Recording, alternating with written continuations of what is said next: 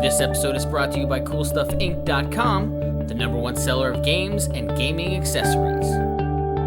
And GatheringMagic.com, the #1 resource for Magic the Gathering news and articles. Hi, I'm Kenneth, and this is the Wheel of Pain. Dun dun dun.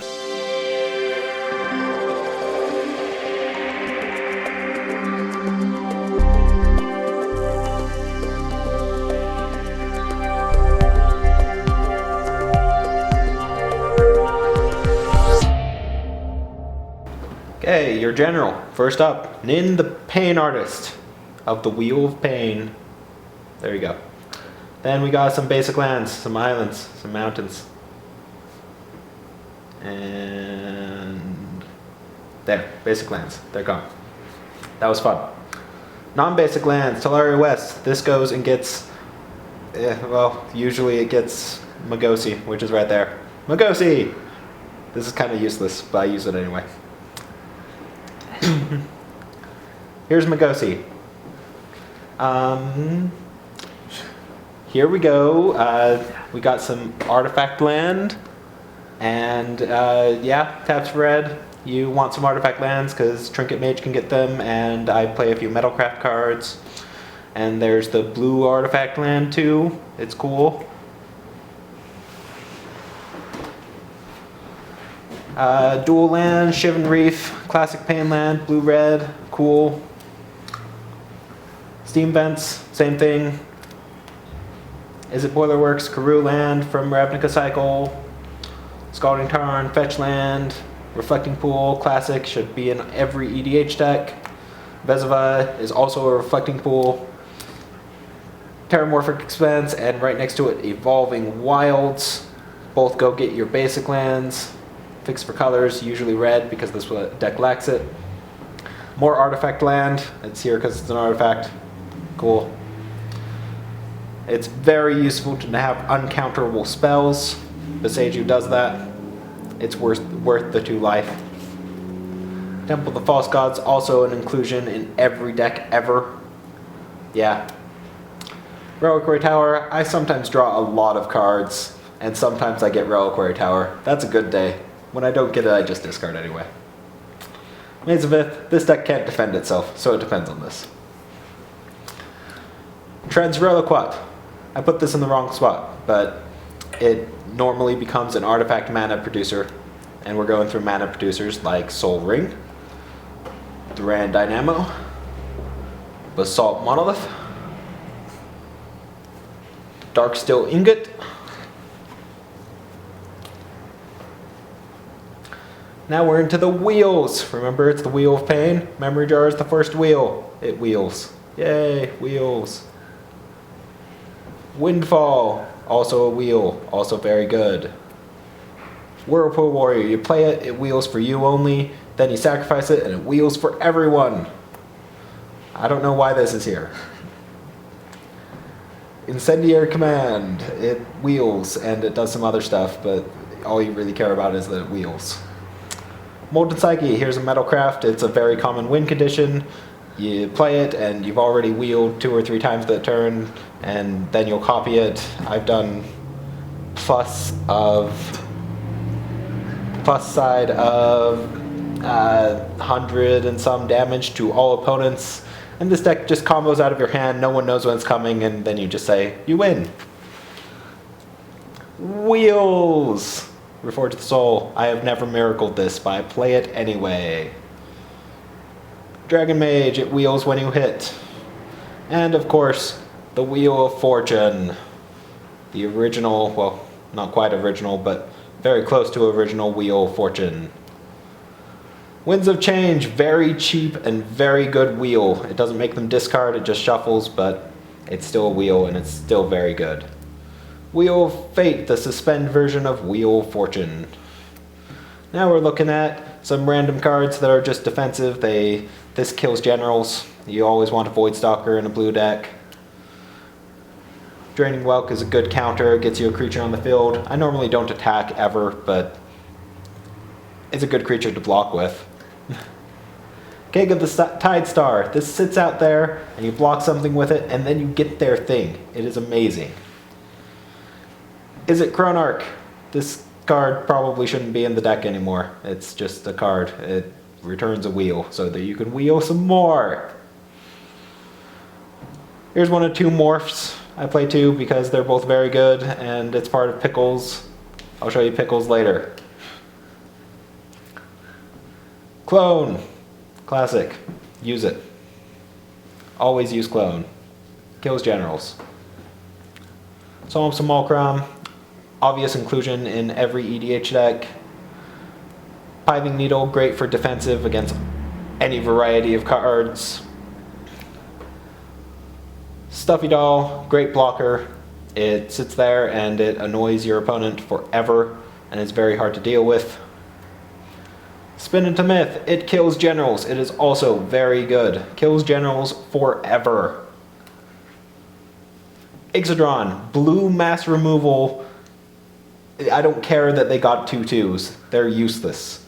It is very, very good. Sphinx Ambassador, it's just silly. You should always play it just because it's very fun to play with. Trinket Mage, it goes and gets your Soul Ring from earlier, it gets your artifact lands from earlier, it gets the Pithing Needle, all kinds of fun stuff with Trinket Mage. This is the rest of Pickles.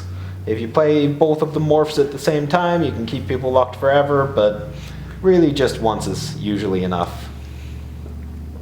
Sensei's Divining Top, obvious inclusion. Aeon Chronicler, it sits there, it draws you some cards, and then it comes out as usually a fair-sized creature that can sit there and block, because that's what you do. Shattering Spree, I'm probably replacing this card, but it sits there for now. It destroys lots of artifacts really easily. More mass removal. Always play mass removal. Always dust. Rite of Replication. You can do all kinds of fun stuff with this. Lots of fun creatures to Rite of Replicate. Your opponent's creatures too. Tons of fun stuff with it. Knowledge Exploitation. Just as fun. You just... all of these cards are fun. And Knowledge Exploitation is among the top. Capsize is a very, very good bounce card. Buyback is a very important mechanic. It is totally worth playing in all cases. Skyscribing. Each player draws X. You use this because you want people to draw cards. It's part of how you win with this deck. Reiterate, again, buyback is very good. You can use it on your opponent's spells. You can use it to copy your Molten Psyche, which you're using to kill. Very good. Spelltwine, fun card. Often gets to wheel out of your graveyard or kill out of your graveyard. It's very commonly part of the win conditions. Charmbreaker Devils, very useful. I don't get to play with it very often simply because I don't draw it, despite the fact that I often draw upwards of 20 cards a turn. Nivix Guildmage, this copies your spells. It's probably not the best inclusion, but it's a creature and the deck is very creature light. Jin Illuminatus, it is part of winning. Winning is part of it. You can wheel multiple times very easily with it. Magebane Armor, Nin the Pain Artist loves to have some Magebane armor because he gets to ping himself, not kill himself, and draw 1,000,000 cards. Mirari, more copying. It sits on the field and then you pay 3 extra and you copy. It's cool. Hypersonic Dragon. It's not as good as the next card. Vidalcanori. It's much better than Hypersonic Dragon. Much, much better. Radiate. It's just really fun to play with. Yeah, everything you do with Radiate makes the game more interesting.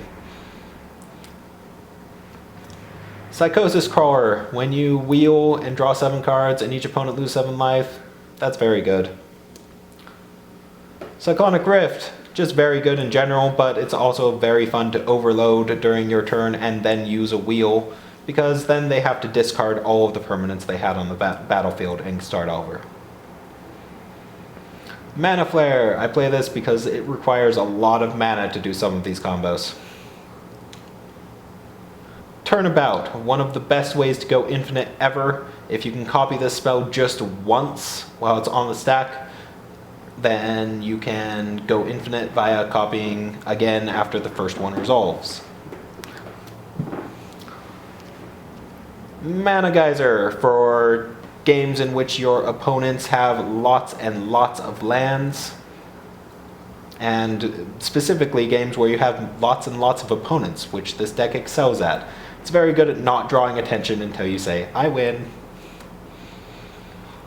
Cerebral Vortex, one of the win conditions. It is a great way to finish after wheeling a few times. Easily done, upwards of 50 damage to players.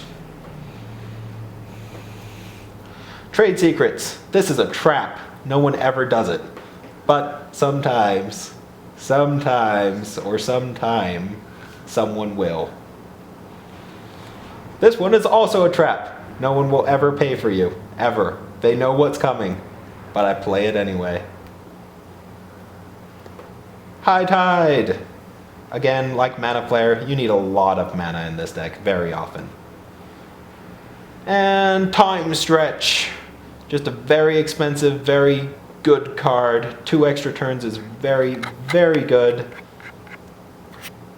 And you can often copy it and get 4 extra turns. That's the story.